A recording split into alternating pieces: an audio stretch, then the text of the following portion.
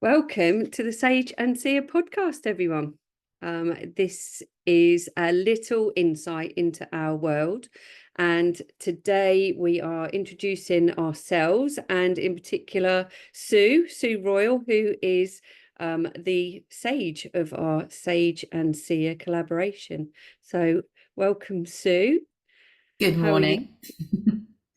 I'm very good, thank you. Very excited to be involved in this, and this is our very first podcast together. So welcome, everybody. Very exciting. And so we thought we'd start off with talking a little bit about ourselves, so you get to see where the Sage and the Seer names come from. It's something that we were on a journey to Cornwall and having a chat about the magazine, Infinite Wisdom, that we'd started to produce. And we decided that Sage and the Seer suited us quite well as who we were. And so we're just going to introduce now why Sue is our sage and our wise woman, and talk about a few of the stories that she told me on the way down to Cornwall, which led to her getting the name that she now has.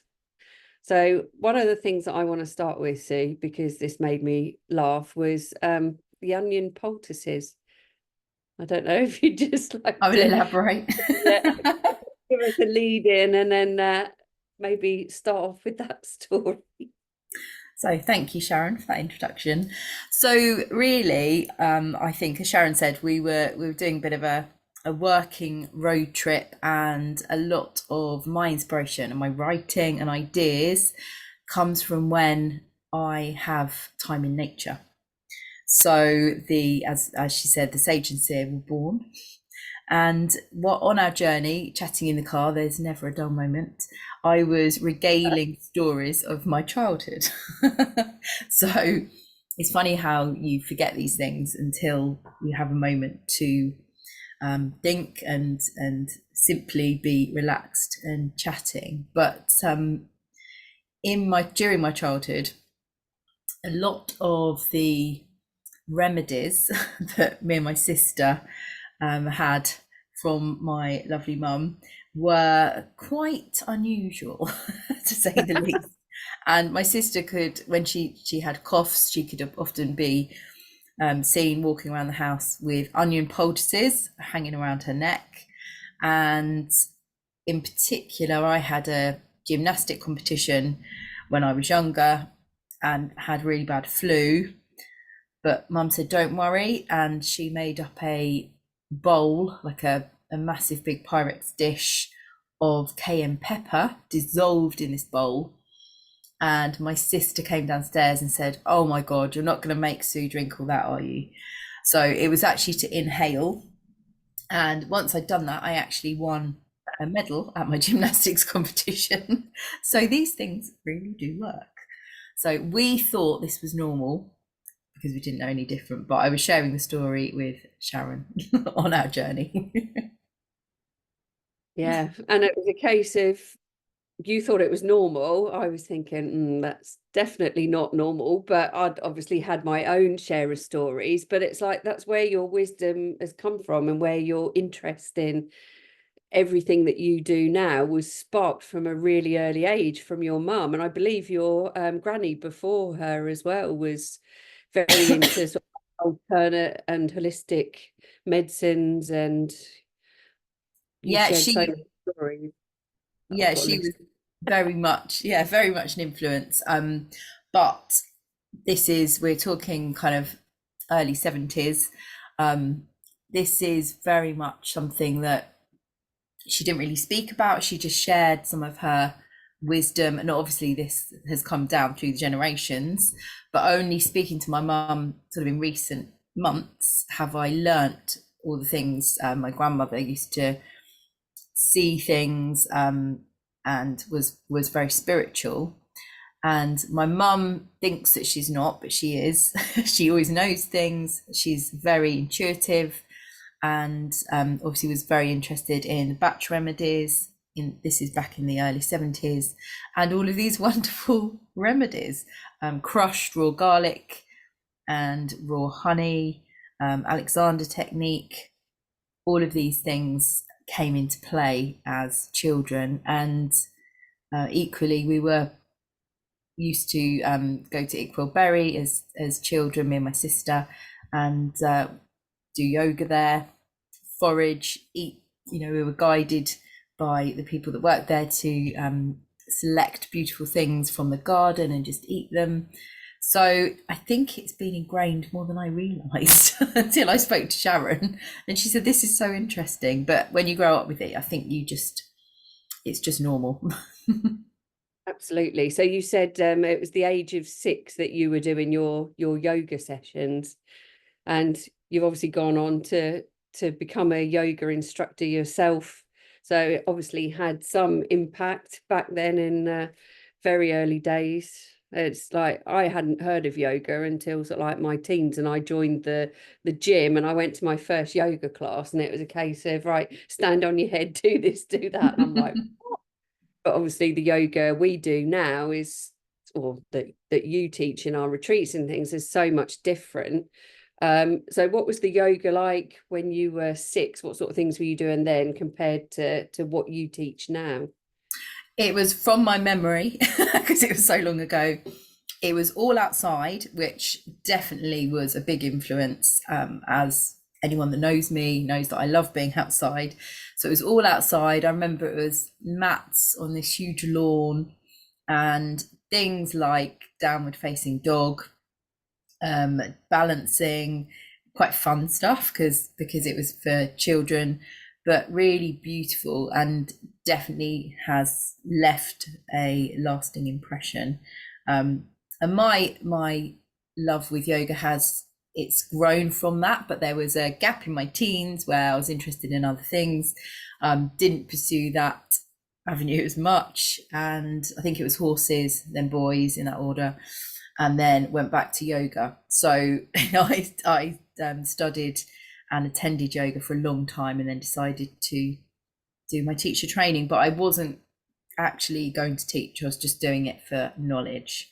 So what has happened from that has been really beautiful, and to share it with people who perhaps thought they couldn't do yoga.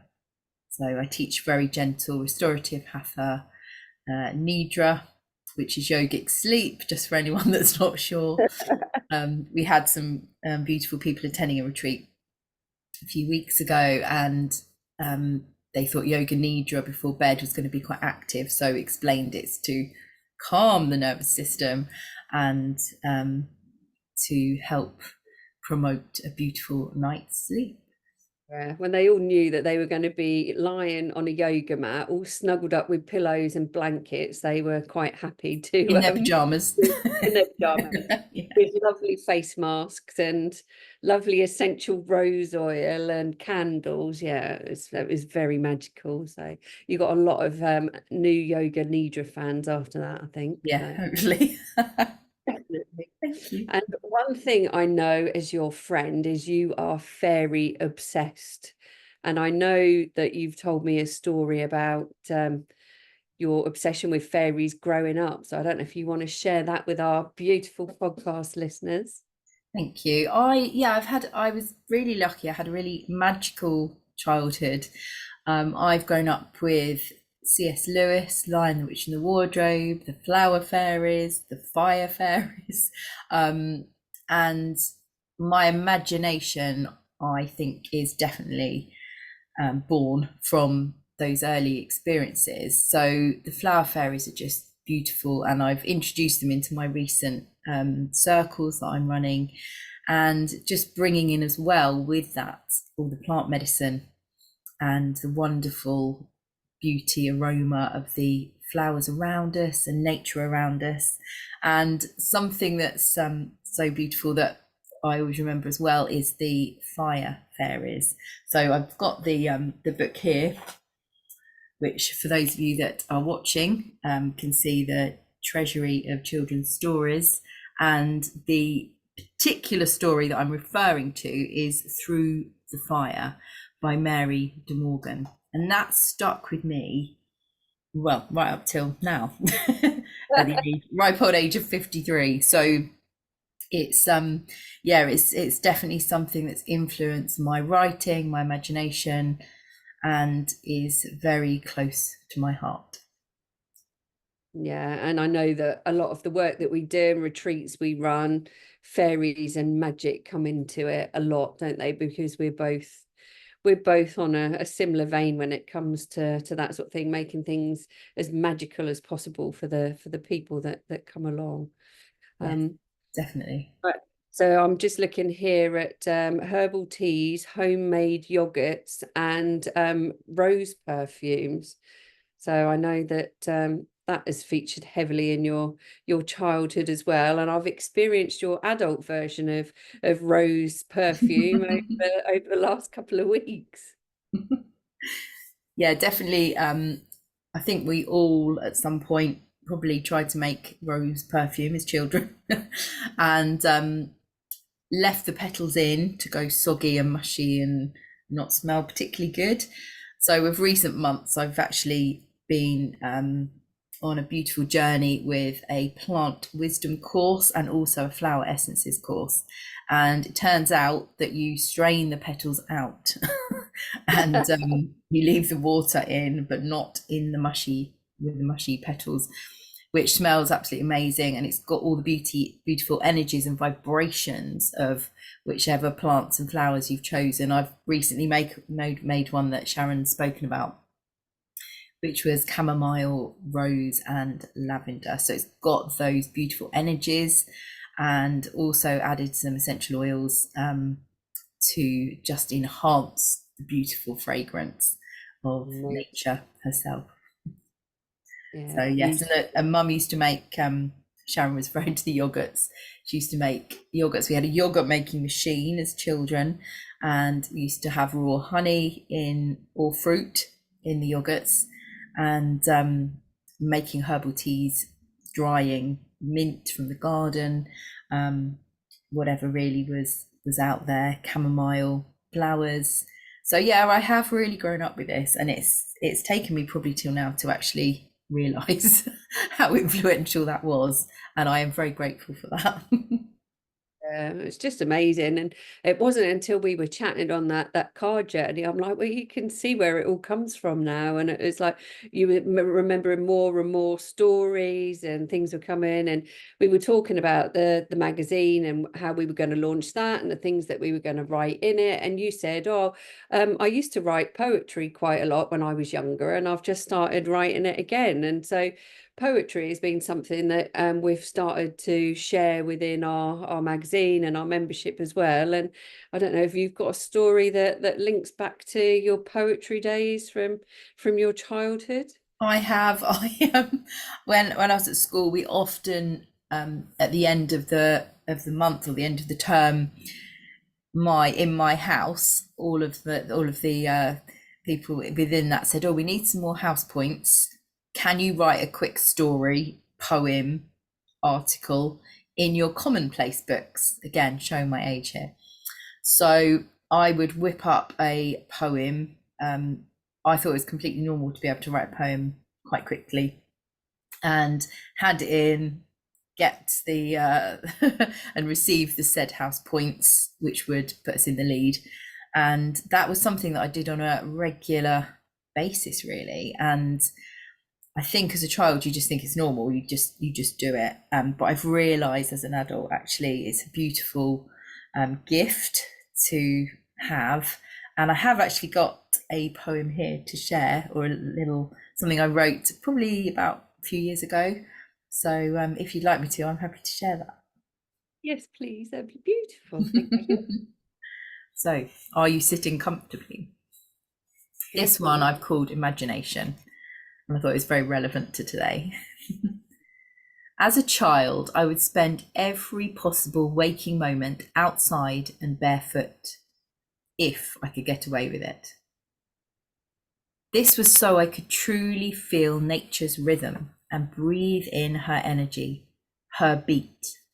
And in that moment, nothing else mattered. The grass was soft and cool, tickling my toes, and I smiled. I believed in nature's magic, and in return, nature shared her magic with me. I played amongst the birds, imagining I could fly and soar above the land, talking to the plants, the horses, the deer, and the foxes, dancing until dusk with the fairy folk, knowing this would never end. But after a while, life got too busy, and I was unable to hear nature's voice, or dance with the elements, or feel the fae's magic for fear of judgment. Overthinking life and all of the modern day's demands and chores. And then, one day, the call of the earth beckoned me back, and I began bearing my soul once more to the elements, to the seasons, and to the energy of the animals. I could feel the flowers' vibration, see the unseen once more, and feel the pulse of the earth beneath my feet. I was back. I was making space and time to allow my inner child to remember, to play, to come home to my heart and feel the magic once more. And in acknowledgement, Gaia, Mother Earth, was smiling and sharing her secrets with me again. I was reborn, and my inner child was alive and awaiting adventure. Oh, that's beautiful. That's the first time I've heard that as Yeah, well. I haven't shared it before. Thank you so much. That's gorgeous. And that beautiful voice that it was read in is what you will hear when you listen to any of Sue's wonderful meditations. And a lot of that writing is what is woven into our membership and our e-magazine that is part of the membership as well. So thank you so much for sharing that, my lovely. It was beautiful. So it's just a very quick first podcast for us today, just so that we find our feet and introduce ourselves. So thank you, Sue, for telling us a little bit about you and your childhood and why you are most definitely the sage of our partnership. Next time it will be my turn to share my story and why I am known as the seer. But until then, thank you so much for tuning in and listening to us. Hope you enjoyed it. Sue, is there anything you'd like to add? Just to say thank you, and we would love some feedback. As Sharon said, this is our very first podcast, and we'd also love to hear anything you would like to hear about from us. Once we've introduced ourselves, we have much that we would love to share. So just let us know your thoughts, and we will see you back here very soon. Lovely, thank you. And in the comments of the podcast, if you want to share any of your own stories that you have through growing up or what's led you to where you are on your journey today, we would absolutely love to hear them. So thank you, everyone, and goodbye for now. Thank you. Bye.